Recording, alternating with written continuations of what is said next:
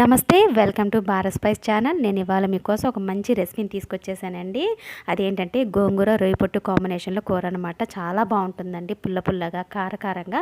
ఇది నెల్లూరులో ప్రత్యేకంగా చేస్తూ ఉంటారు. రొయ్య పొట్టు అనేది ఎండుదన్నమాట. చిన్న చిన్న రొయ్యలు ఉంటాయి, వాటిని వేసి గోంగూరలో చేస్తామన్నమాట. రొయ్యతోనే కాదండి, గోంగూరతోనే కాదు, చాలా రకాల కాంబినేషన్స్తో రొయ్య పొట్టు అనేది వాడతామన్నమాట. ఎండు రొయ్యలు అనమాట, అవి చాలా చిన్నగా ఉంటాయి.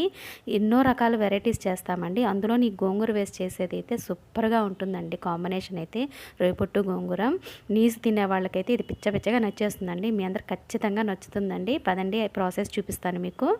ముందుగా అదిగోండి రొయ్యపొట్టు అలా ఉంటుందన్నమాట. ఇప్పుడు స్టవ్ వెలిగించి బాండ్లో పెట్టుకొని దోరగా వేపుకోవాలండి, మంచి స్మెల్ వచ్చే వరకు. ఎందుకంటే పచ్చిదైనా వాడతారు, కానీ ఇలా వేయించుకొని కూర చేసుకుంటే బాగుంటుందన్నమాట. సిమ్లోనే పెట్టుకొని లైట్గా ఫ్రై చేసుకోవాలి. 2-3 మినిట్స్లోనే త్వరగా మాడిపోతాయి అనమాట. అందుకని 2-3 మినిట్స్ కన్నా ఎక్కువ చేయకూడదు. అలా చాట్లో వేసుకొని ఇసుక అలా గవ్వలు అలా ఉంటాయన్నమాట, అవన్నీ శుభ్రం చేసేసుకోవాలండి. 5-6 సార్లు కడుక్కోవాలి, ఇసుక ఉంటుంది కాబట్టి.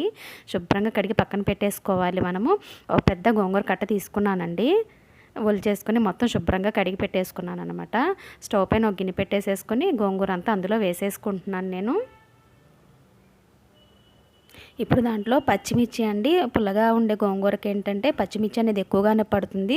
అలాగే ఒక ఉల్లిపాయ, అలాగే టమాటాలు అన్నీ వేసుకోవాలండి. దాంట్లోనే గోంగూరలోనే వేసేసుకొని కొంచెం పసుపు అనేది యాడ్ చేసుకోవాలి. మనము ఒక గ్లాస్ వాటర్ అనేది యాడ్ చేసుకోవాలన్నమాట. లేత గోంగూర అయితే ఒక చిన్న టీ గ్లాస్కి సరిపోతాయి. ఇది కొంచెం ముదురుగా ఉంది గోంగూర, అందుకే కొంచెం ఎక్కువగానే పట్టాయి నీళ్ళు అయితే ఉడకడానికి. బాగా ఉడికించుకోవాలి. ఎక్కువ నీళ్ళు పోసారంటే చారు చారుగా ఉండకూడదు అనమాట. అది చూసారా, నీళ్ళన్నీ ఎక్కువేం లేవు. అలాగే 7-8 నిమిషాల తర్వాత గోంగూర అంతా ఉడికిపోయిన తర్వాత ఇప్పుడు రొయ్యపట్టు అనేది వేసుకుంటున్నామండి. శుభ్రంగా కడిగి పెట్టుకున్నాం కదా మనం, అలా వేసుకొని ఇంకో 5-6 నిమిషాలు ఉడికించుకోవాలన్నమాట. ఎందుకంటే ఎక్కువసేపు ఉడకదండి, అది చిన్నవి కదా. ఆల్రెడీ మళ్ళీ ఒక 2 నిమిషాలు ఫ్రై చేసుకున్నాం కదా ముందుగానే, ఎక్కువ టైం పట్టదు. ఇంకొక 7-8 నిమిషాలు అనమాట, మొత్తంగా ఉడికిపోతుంది. అలా ఉడికిపోయిన తర్వాత తగినంత సాల్ట్ అనేది వేసుకోవాలి మనము. అలా ముద్దకని తీసుకొని ఎనుపుకోవాలి మెత్తగా.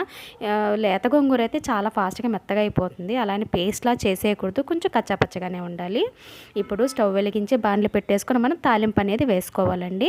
ఈ తాలింపులు ఏంటంటే మనం ఆవాలు, జీలకర్ర, ఎండుమిర్చి అనేది ఫ్రై చేసుకోవాలి. అలాగే కొంచెం ఉల్లిపాయ ముక్కలు వేసుకొని ఫ్రై చేసుకోవాలి. మనము తాలింపు ఎలా వేస్తారో అనేక వేసేసుకోండి. పచ్చనపప్పు అన్నీ వేసుకోవచ్చు మీరు.